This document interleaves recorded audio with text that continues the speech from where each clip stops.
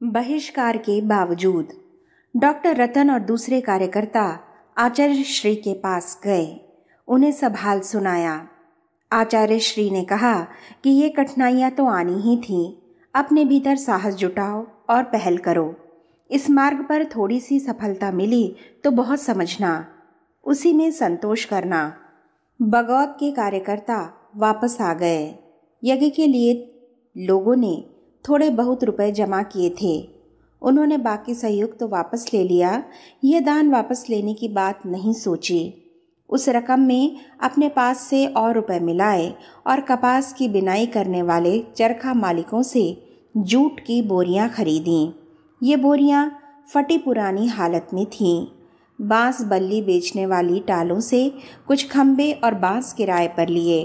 उससे यज्ञशाला के ऊपर छाया की, ईंट गारा जुटाया, उससे यज्ञ कुंड बनाए। तैयारी टूटी फूटी ही थी। आयोजन में लोग भी नहीं आ रहे थे। आचार्य श्री के पहुंचने तक डॉक्टर रतन सक्सेना और उनके परिवार के लोग ही आहुति देने वालों की सूची में थे। 9 कुंडों पर मुश्किल से 12-15 लोग बैठे थे। आचार्य श्री और उनके साथ मथुरा से आए शास्त्री जी ने कर्मकांड का संचालन किया। 15-20 लोगों ने मिलकर यज्ञ कार्य प्रारंभ किया।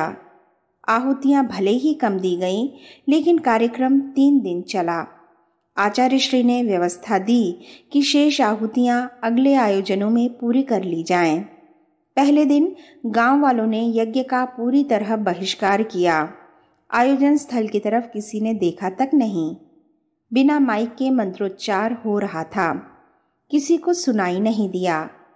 यज्ञ में पड़ रही आहुतियों और उनसे उठने वाली सुगंध ने लोगों का ध्यान खींचा, लेकिन वे पंडितों के डर से बाहर नहीं निकले। दूसरे दिन बच्चे और किशोर यज्ञशाला के आसपास आए। वे सिर्फ कौतूहलवश आए थे। बाद में गांव के कुछ सयाने लोग भी बाहर निकले। उन्होंने यज्ञ दूर से ही देखा, उसमें भाग नहीं लिया। यज्ञ का संचालन कर रहे शास्त्री जी ने कहा कि जो लोग यज्ञशाला की परिक्रमा कर लेंगे उन्हें भी आहुति देने का पुण्य मिलेगा। 4-5 लोग यह बात सुनकर आगे आए। उन्होंने यज्ञशाला की परिक्रमा की। इस आयोजन में प्रवचन आदि कार्यक्रम नहीं हो पाए।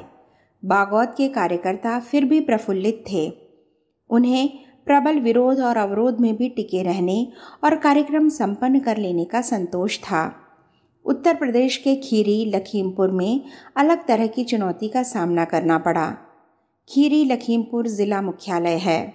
वहां से 7 किलोमीटर दूर एक वन्य क्षेत्र में 5 कुंडीय गायत्री महायज्ञ किया गया। पहले यह आयोजन बस्ती में ही रखा गया था, लेकिन स्थानीय लोगों ने बाधाएं खड़ी की। जनसामान्य इस आयोजन के विरोध में नहीं था। पंडित पुरोहित किस्म के लोग ही ज्यादा खिलाफ थे। उन्होंने आयोजन को राजनीतिक रंग देने की कोशिश भी की। कहा कि यज्ञ कराने वाले आचार्य जी कांग्रेसी कार्यकर्ता रहे हैं। कांग्रेस हिंदुओं की विरोधी है। हिंदुओं को नष्ट भ्रष्ट करने के लिए तरह तरह के चक्र चला रही है। हरिजनों का मंदिर प्रवेश, विधवा विवाह, तलाक कानून और अस्पृश्यता निवारण संबंधी प्रयत्नों को तब सवर्णों का एक वर्ग हिंदू विरोधी मानता था। उन दिनों लखीमपुर में रामराज्य परिषद जैसे राजनीतिक दल तक सक्रिय थे। उनका असर तो नहीं था, लेकिन वे अपने रूढ़िवादी विचारों के कारण चर्चा में जरूर रहते थे। कुछ सवर्णों को अपने पक्ष में तैयार कर लेते थे। उन लोगों के साथ आने की वजह भी उनके रूढ़िवादी आग्रह ही थे। इन सब लोगों ने गायत्री मंत्र और यज्ञ के प्रचार को धर्म विरोधी, धर्म नष्ट करने वाली चाल बताया। उस विरोध के साथ राजनीतिक कारण और जुड़ गए। लोगों ने बस्ती में आयोजन के लिए जगह उपलब्ध कराने में भी बाधा खड़ी की। बस्ती में कहीं जगह नहीं मिली तो संकल्प करने वाले प्रतिनिधि चंदगी राम ने अपने खेत में यज्ञ का निश्चय किया। वहीं तैयारियां की व्यवस्था हुई। 5 कुंड बनाए गए।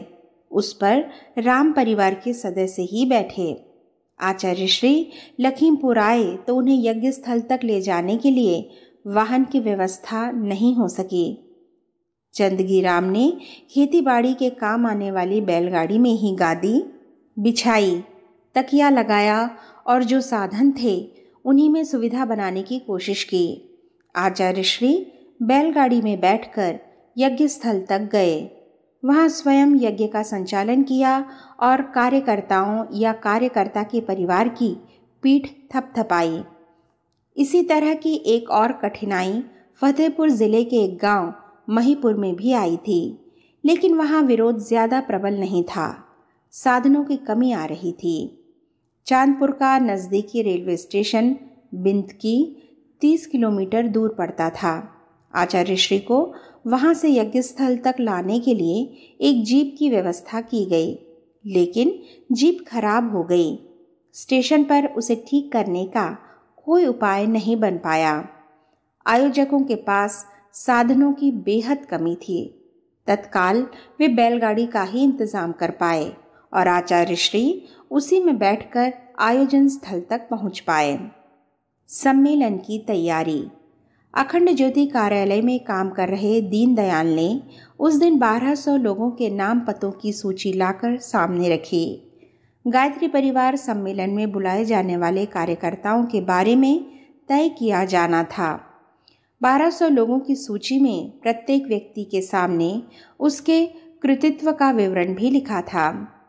कृतित्व में आंदोलन से जुड़े होने की अवधि और अपने क्षेत्र में गायत्री परिवार के लिए किए कामों का ब्यौरा भी था। इन विवरणों में कराए गए यज्ञ, सत्कार्य, पर्व, त्योहार और समाज सुधार के कार्यक्रम भी शामिल थे। आचार्य श्री ने सूची को बारीकी से देखा। देखने के बाद उन्होंने दीनदयाल को बुलाया और कहा कि इन कार्यकर्ताओं के परिचय पत्र भी निकालें। परिचय पत्र में उन लोगों के घर परिवार, व्यावसायिक जीवन और साधना उपासना की जानकारी भी थी। आचार्य श्री ने सरसरी तौर पर उन ब्यौरों को देखा और मार्कंडेय मुनि को बुलवाया। वे गायत्री तपोभूमि में रहते थे। उन्हें बुलाकर दीनदयाल और 2-3 कार्यकर्ताओं को अपने सामने बिठाया। 4-5 लोगों की इस वार्ता में माताजी भी आमंत्रित की गईं। आचार्य श्री कहने लगे कि हमें गायत्री परिवार सम्मेलन में सधे और तपे हुए कार्यकर्ताओं को बुलाना है। एक सूची यह है। 100-200 लोगों के नाम और जुड़ सकते हैं। इन सभी कार्यकर्ताओं को पत्र लिखे जाएं और उनकी साधना उपासना के बारे में पूछा जाए। सम्मेलन में आमंत्रित परिजनों की एक मुख्य कसौटी यह भी होगी। मार्कंडेय ने कहा, हमारे कार्यकर्ता उपासक भी हैं साहब। सभी परिजन नियमित गायत्री उपासना भी करते हैं। जो सूची तैयार है और आप जिन लोगों के नाम शामिल करना चाहते हैं उन्हें भी पत्र लिखवा दें। आचार्य श्री ने कहा, सामान्य और नियमित उपासना करने वालों की संख्या हजारों में होगी। विवरण आने के बाद उनकी आंतरिक गहराई को पकड़ा जा सकेगा। कहते कहते आचार्य श्री रुक गए। उनका ध्यान माता जी की ओर चला गया था। यह संवाद सुनकर उन्हें हंसी आ गई थी। हंसी की आवाज़ नहीं आई। उनका चेहरा देखकर अनुभव किया जा सकता था जैसे वे संवाद की नाटकीयता पर हंस रही हैं। आचार्य श्री ने उस हंसी को समझा और कहा कि आंतरिक स्थिति को जानने के लिए हमें पत्राचार की आवश्यकता नहीं है। फिर भी एक औपचारिकता तो बरतनी ही है। अपने संगी साथियों को संगठन की बारीकियां समझानी हों तो ये औपचारिकताएं भी पूरी करनी होंगी। आध्यात्मिक संगठन का काम बाहरी सक्रियता पर ही निर्भर नहीं करता। उसके लिए आंतरिक अनुशासन और आत्मिक संतुलन भी चाहिए। आमंत्रित कार्यकर्ताओं को लिखे जाने वाले पत्र का मजमून लिखाने के साथ वह बैठक पूरी हुई। पत्र में पूछा गया था कि उन लोगों ने कितने अनुष्ठान किए हैं, दोनों नवरात्रियों में कब से व्रत, उपवास और विशिष्ट साधना कर रहे हैं। इन साधनाओं में उन्हें कोई विशेष आध्यात्मिक अनुभूति हुई है क्या? उस अनुभूति का विवरण भी मंगाया गया। आचार्य श्री का कहना था कि इन विवरणों के बाद साधकों की आंतरिक स्थिति का अनुमान आसानी से लगाया जा सकता है। आसानी से लगाने का अर्थ सम्मेलन की व्यवस्था में लगे केंद्रीय कार्यकर्ता, उनके व्यवहार, उनकी रुचि और क्षमता के बारे में स्पष्ट हो सकेंगे। सम्मेलन 6 दिन तक चलना था। आचार्य श्री के अनुसार इस अवधि में कराए गए अभ्यास परिवार की भावी संभावनाएं रचेंगे। भागो नहीं, निभाओ। गायत्री परिवार सम्मेलन की तिथियां करीब आ रही थीं। महीना भर रहा होगा कि बिलासपुर से 21 वर्ष का एक युवक तपोभूमि आया। सुबह का वक्त रहा होगा। प्रबंधकों से अनुमति लेकर वह आश्रम में ठहर गया। उसने अपना मंतव्य नहीं बताया। आचार्य श्री उस दिन कुछ देर से आए। सम्मेलन की तैयारियों में पिछली रात 12:30 बज गए थे। सुबह थोड़ा सा विलंब हुआ। जब वे आए तब यज्ञ पूर्णाहुति चल रही थी। आरती और जयघोष के बाद प्रणाम आदि का क्रम चला। नए आए परिजनों ने अपना परिचय दिया और आने का प्रयोजन बताया। उसी क्रम में युवक की बारी आई तो उसने कहा कि सबके सामने नहीं बताएगा, अकेले में अपनी बात कहेगा। आचार्य श्री ने युवक से कुछ देर रुकने के लिए कहा और मंदिर के प्रांगण में दूसरे लोगों से मिलने लगे। 25-30 मिनट में सभी आगंतुक मिल लिए तो उस युवक को लेकर आचार्य श्री परामर्श कक्ष में गए। वहां उसके कंधे पर हाथ रखा और कुशल क्षेम पूछने लगे। युवक का नाम जानकी लाल था। उसने बीकॉम पास कर लिया था। जिस जमाने में 8वीं-10वीं पास युवक पढ़े लिखे समझे जाते थे, उस जमाने में बीकॉम पास होना बहुत मायने रखता था। जानकी लाल ने बताया कि दीन दुनिया में उसका मन नहीं लगता है। वह स्वामी रामतीर्थ, स्वामी विवेकानंद, स्वामी शिवानंद, प्रभुदत्त ब्रह्मचारी और स्वामी अखंडानंद की पुस्तकें पढ़ता रहता था। आध्यात्मिक साहित्य का अध्ययन करते हुए उसके मन में वैराग्य का भाव जगा। जानकी लाल के पिता की कपड़ों की दुकान थी। वहां मुनीम का काम कर रहे सज्जन से कहा कि वह वृंदावन जाना चाहता है, कुछ दिन वहीं रहेगा। मुनीम जी जानकी लाल के रुझान से परिचित थे। उन्हें चिंता हुई, इकलौती संतान है, वह चला गया तो मालिक का घर सूना हो जाएगा। उससे भी बड़ा खतरा यह था कि बाबा लोग उसे फुसला कर न जाने क्या ऐंठते रहेंगे। मुनीम जी अखंड ज्योति पढ़ते रहते थे। वे आचार्य श्री के बारे में जानते भी थे। विश्वास की दृष्टि से वे नारायण स्वामी मत के अनुयायी थे। गायत्री परिवार का सदस्य बनने में उन्हें हिचक थी, लेकिन इस परिवार के प्रति उनके मन में लगाव था। उन्होंने जानकी लाल से कहा कि वृंदावन में कोई ठीक जगह या आश्रम मुझे दिखाई नहीं देता। वृंदावन रोड पर गायत्री तपोभूमि है, वहां जाना, वहां कुछ ज्ञान ध्यान समझ में आएगा। सुझाव जानकी लाल को जच गया। एक दिन वह बिना बताए चुपचाप बिलासपुर से निकल गया। मथुरा पहुंच गया।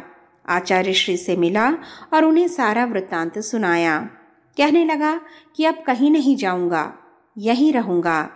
आचार्य श्री ने उसकी बात सुनकर यज्ञशाला के पास खड़े कार्यकर्ता गोविंद को बुलाया। उससे रोली और कलावा मंगाया। जानकी लाल को कलावा बांधा, तिलक लगाया और तुलसी की माला गले में डाल दी।